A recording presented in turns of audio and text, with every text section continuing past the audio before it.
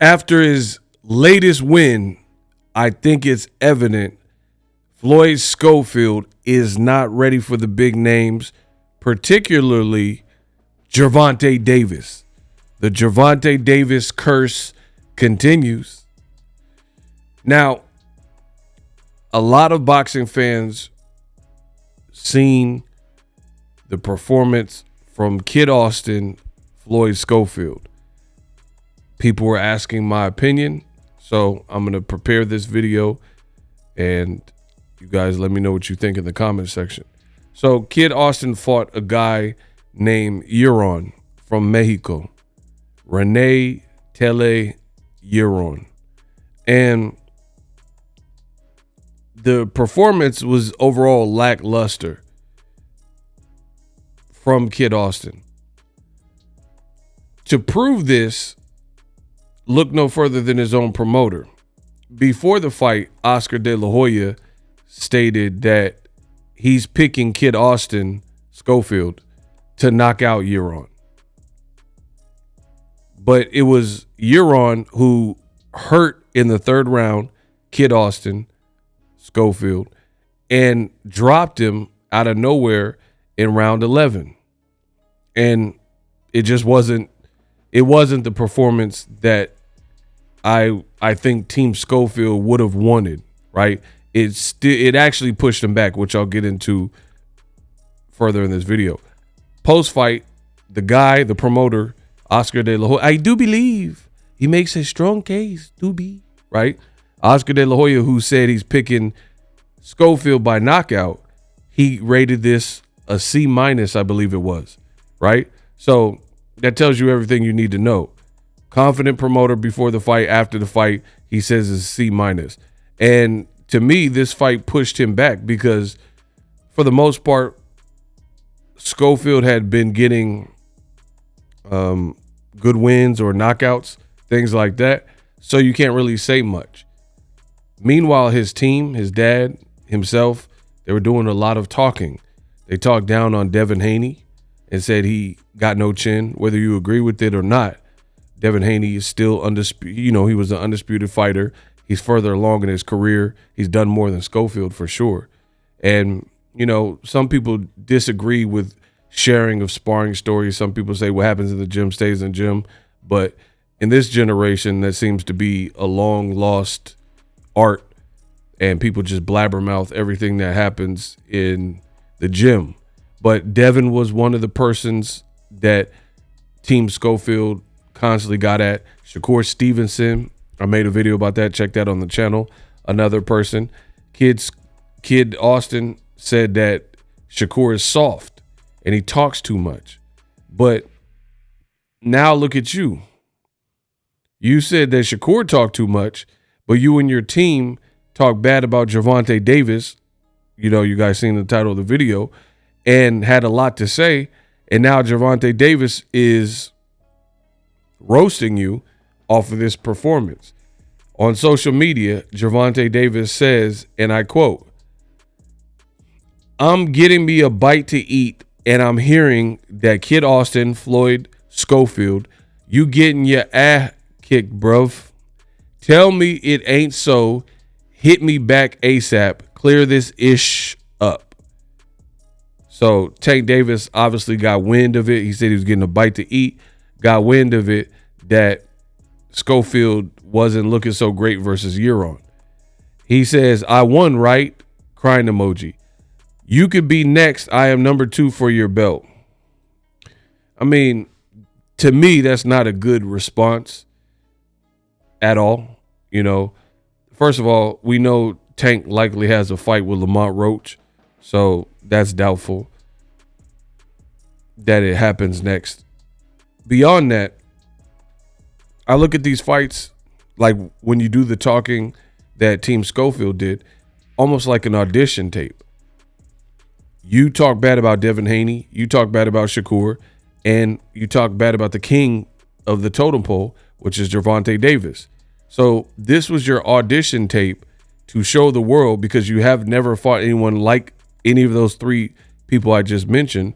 So this was your audition tape to show the world that you are ready for the elite level. What boxing fans, the boxing populace, the consensus best guys, right? I just named 3 very good fighters in their own right. They do different things, right?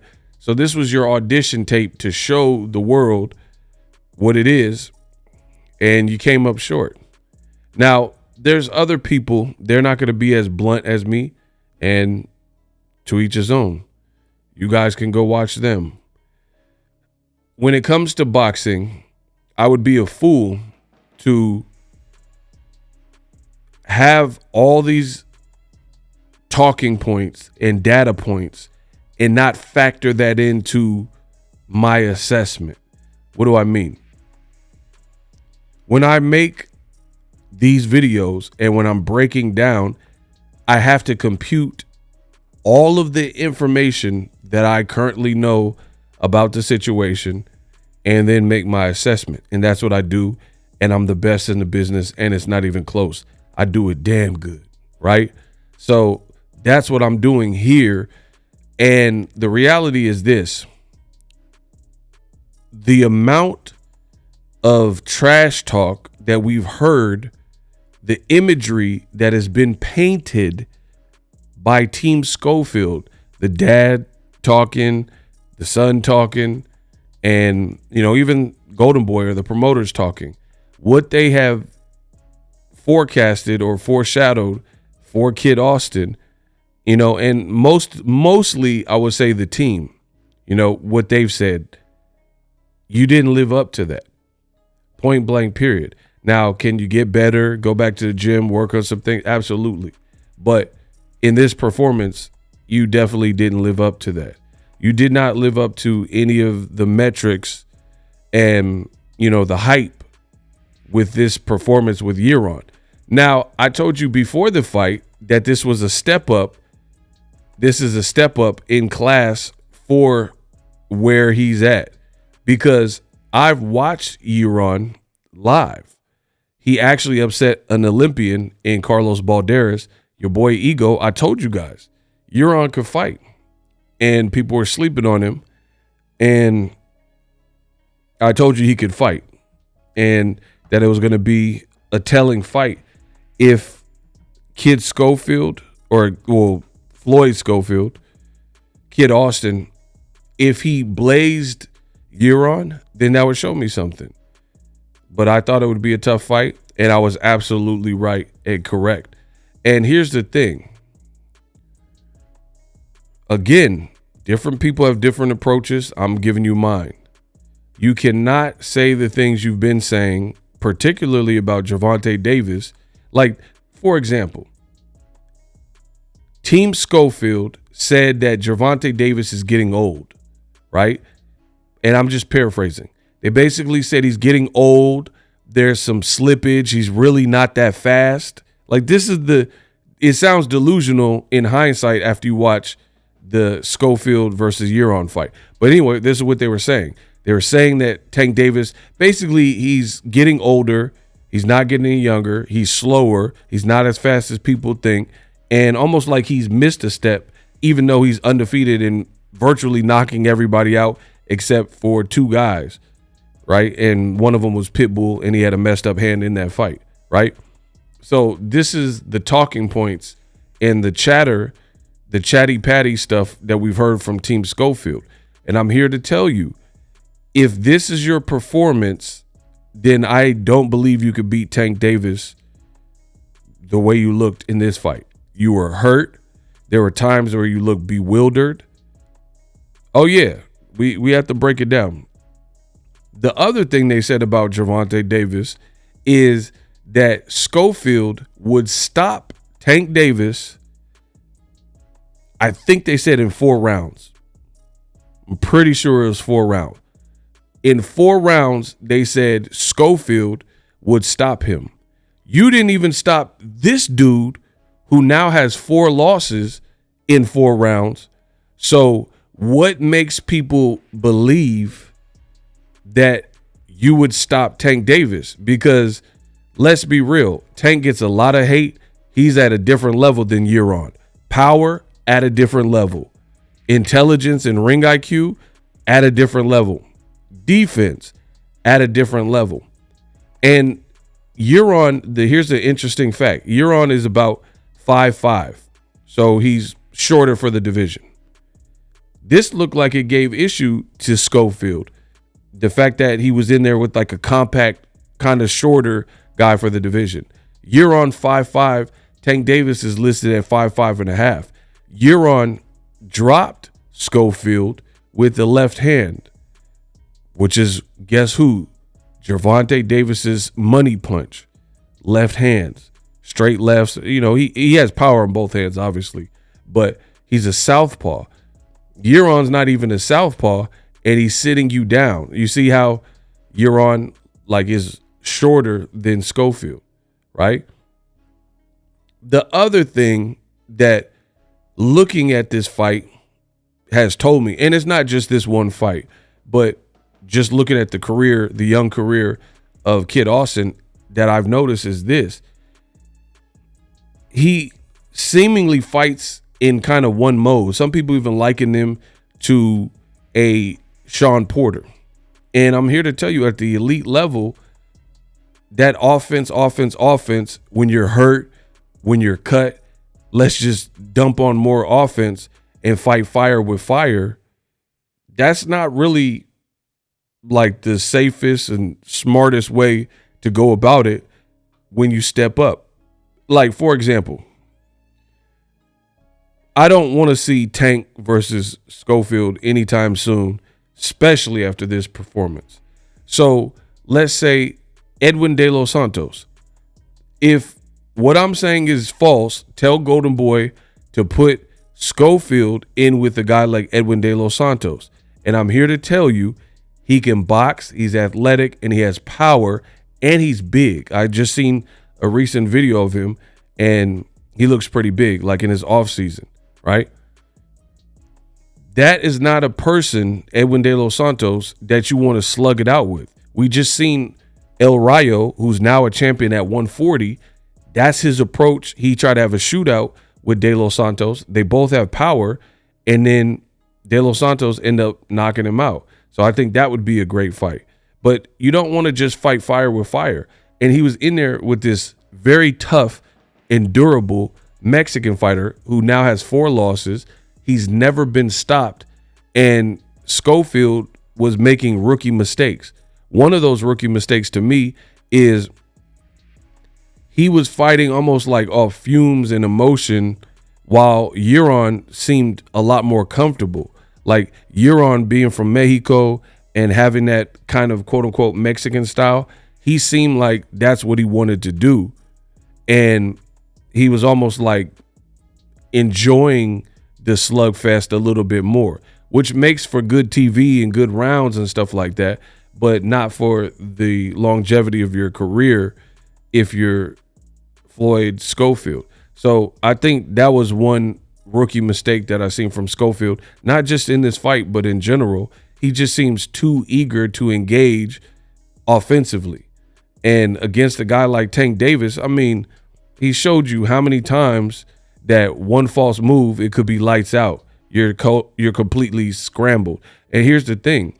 I feel that I've personally seen Kid Austin hurt multiple times in fights, including this one with Euron. So if I've seen you already, you haven't even fought anyone near a Tank, near a Shakur. And, you know, Shakur is maybe not the biggest puncher, but he's hard to hit. So that's a difficult fight because Shakur is probably bigger than Kid Austin. He's more experienced. He's an Olympian, and he's hard to hit. It's just what it is.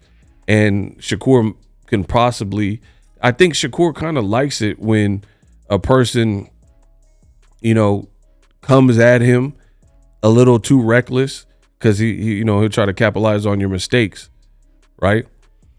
So I just don't see it. As of right now, I don't see Schofield being anywhere near ready for top 5 guys in the division. And I think his next fight will prove that, because Golden Boy and the matchmakers with Golden Boy, I highly doubt that they give him a tall order in his next fight. Euron messed that up. You know, he had the boy rocked and hurt in round 3.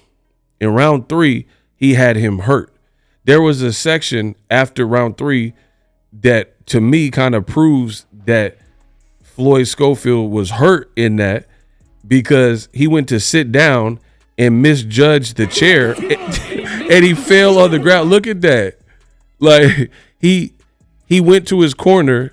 So I don't know if he had a concussion or what. He went to his corner and his dad was his trainer, and dad went to give him the instruction, and he didn't even sit on the stool. He sat on air and he ended up falling over. Look again. He almost knocked himself out. Bro, he almost knocked himself out. Watch again. Bow. Bro, you're not beating Tank. If you can't accurately sit down on a stool after round 3 and you like fly through the ropes and almost knock yourself out, he almost, just like his promoter, Bernard Hopkins versus Joe Smith Jr., he was through them ropes. I don't know what he was thinking. So we're just talking about mistakes. I'm showing you the mistakes. I'm showing you the receipts. I'm the best in the business, and it's not even close. So these are just all mistakes that I'm seeing from a young fighter. You get scrambled. Like, to me, that means your head is kind of gone. Like, if you don't, when's the last time you seen a fighter who was perfectly good, didn't take any like concussive blows, and they just fell down and misjudged where the stool is, or sat and the stool wasn't there? Like that the sequence did not look good. You're hurt and then you can't sit down properly. You know what I mean? Like, most people look down before they sit down instead of just falling through the ropes. That was just bizarre, very peculiar. But back to the fight. So round 3, you got hurt for sure. And there was a moment where he tried to pander and complain to the referee, and then he just walked away. Like, mid-fight, he was trying to say he got hit in the back of the head, and he walks away like this, like trying to illustrate or show, you know, pantomime that Euron allegedly hit him in the back of the head, I guess like a rabbit punch or whatever, and he just took a lap. But all of this was unguarded for real. And then Euron was like this and was about to sneak him and creep him from the side. And Jack Reese wasn't even that close to the action, but Euron showed mercy and didn't clip him. And if he would have clipped him, like just bout and clipped him, it would have been fair game. Because we know in boxing, it's protect yourself at all times. And Jack Reese didn't call break. If you listen and watch the sequence again, he did not call for a break. So that's just a mental lapse that shows me you're young, that shows me you're inexperienced, and it shows me that there's levels. You could not make that mistake with a Tank Davis. I don't care how confident you are that you can beat him. You know, they've said stuff like, oh, we'll donate all of our purse. Like, to be honest, anybody who talks like that, to me, this is just ego. This is my opinion. Anybody who starts saying I'll fight for free, then I don't believe you just off of that. Because if you're a prize fighter, you're supposed to fight for a prize, dummy. Like, who's going to do labor, do their job, and then say, oh, I want to just do it for free? Like, who wants to take punches? So I'm not amused by any of that. When I hate that, in fact, when fighters are like, man, just sign the contract, I'll fight you for free. Who would do that? I don't even do YouTube videos for free. So imagine somebody getting punched in the face and potentially losing their life or getting knocked out for free. Like, it's just, why?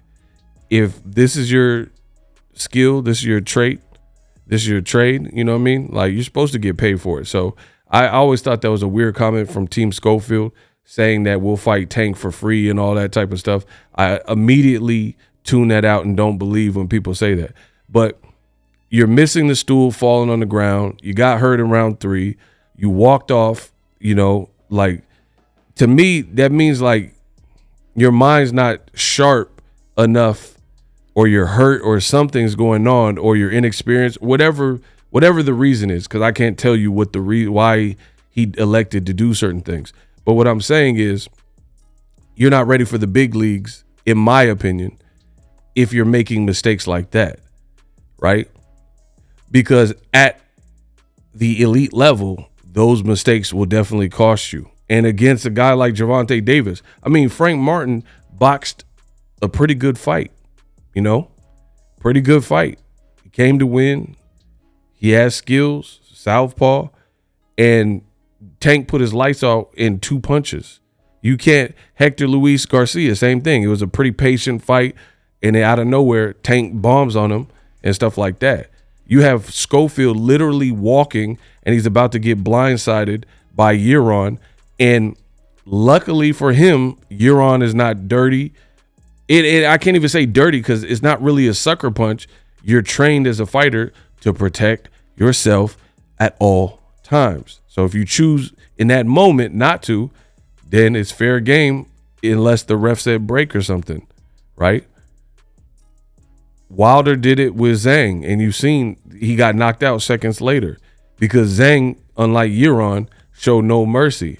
He's like, hands down, man down. You spot him, I got him. And he clipped Wilder.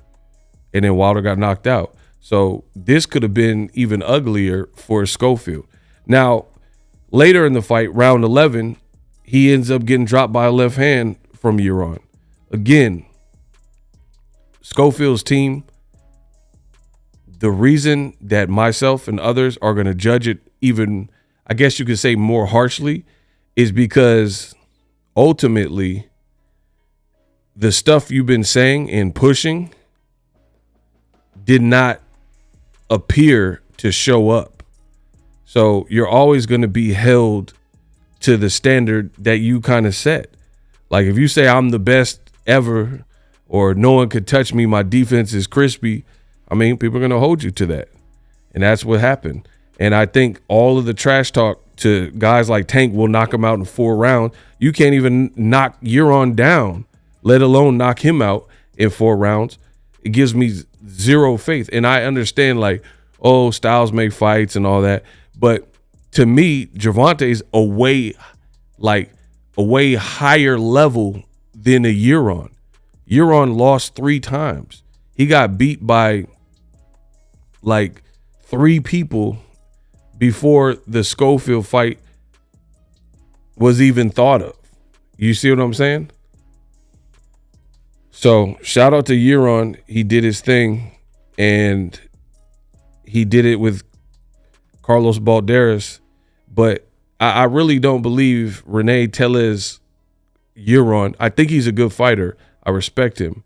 But I truly don't believe that he's top 5. Lightweight's far too stacked. He's not top 5. Like, he lost to Giovanni Cabrera, who William Zepeda knocked out, right? And Giovanni Cabrera, he did he beat Gabe Flores, my dude, Gabe Flores Jr.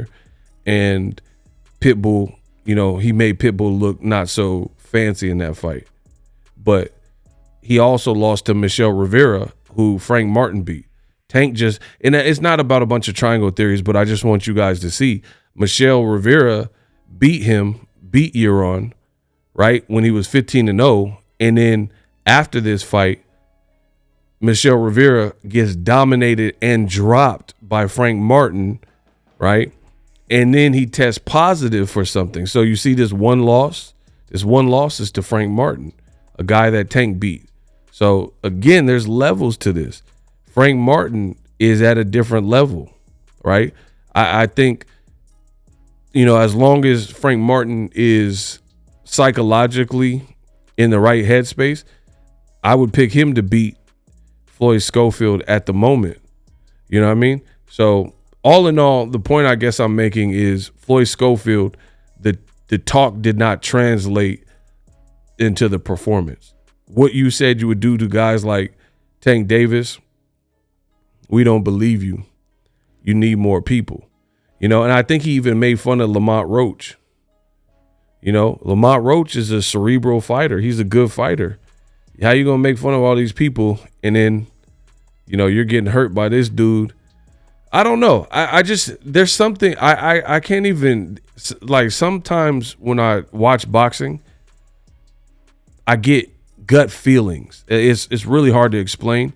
And if you know, you know.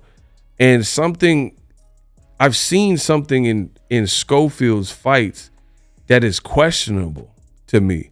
Just questionable. I think it was the fight where he got the cut. He got a cut on his cheek and he was like, and he just kept like doing these like tweaks and stuff like that. And I was like, what is he doing, bro? Like, is he hurt from it? Or like he was just like he was trying to shake it off. And it like, I don't know. I was like, are you that badly hurt from I don't even know what it caused, a headbutt or whatever caused it, but it was just weird. I guess it's a judgment thing. Some of the judgment calls from Floyd Schofield, to me, show a lack of experience at the higher level. You know what I'm saying? Like, you get this cut thing and you shaking and like tweaking your head and doing all this extra stuff. You getting dropped by Euron in the 11th round. Like, if you can beat Tank in 4 rounds by knockout, according to you and your team, you're not supposed to be getting dropped in 11 fight. You've had enough rounds to figure this guy out. Euron is he's a good little fighter, but he's not no like legendary top 5 type of guy. He's just a durable guy, never been stopped. 65% knockout ratio, which is not like, it's a little bit above average. You know what I mean? He's just he's a good little fighter. 24 bouts, 13 knockouts. It's like nothing like razzle dazzle like Tank. Tank got sizzle. Tank Davis is different. Like, Tank got sizzle. Tank is dynamic. Like, he went to 140 and beat Mario Barrios and then hit a backflip. You dig? Like, I'm talking like dynamic special effects. Euron is a good, sturdy little fighter, but he ain't really got no special effect. He ain't like Pacquiao or something where he got some crazy footwork and the straight left is butter. He's just like a decent, solid, game, durable guy. And I'm not gonna badmouth Euron because I like him, and like I said, I seen him upset Carlos Balderas. But to me, like I said, you're not effing with Tank if that was your performance. I don't care what nobody say. You're not ready for him, And I would say you're not even ready for Shakur Stevenson off of that performance. Again, this is your audition tape. If you were ready, then you should have showed a different level. Like, you're supposed to take a Euron with 3 losses and decimate him and show like your explosiveness and things like that. Like, you're not supposed to get dropped and get hurt and fall and miss the stool and all that type of stuff. If what you're saying is true. And like I said, some people might think I'm being harsh. I don't really care. You set this tone. You dig? Like, that's it. That's what it comes down to. That's what it boils down to. If you say it, you got to live up. Boxing is like that. You talk a good game and you say, I'm unbeatable, or I'll beat this guy. I'll break him off in 4 rounds. That's what people are going to expect. So, not saying Floyd Schofield can't grow and learn from this experience, but as of right now, can he beat Tank Davis? Heck no. Heck no. I don't see it. Let me know what you see in the comment section. Chet.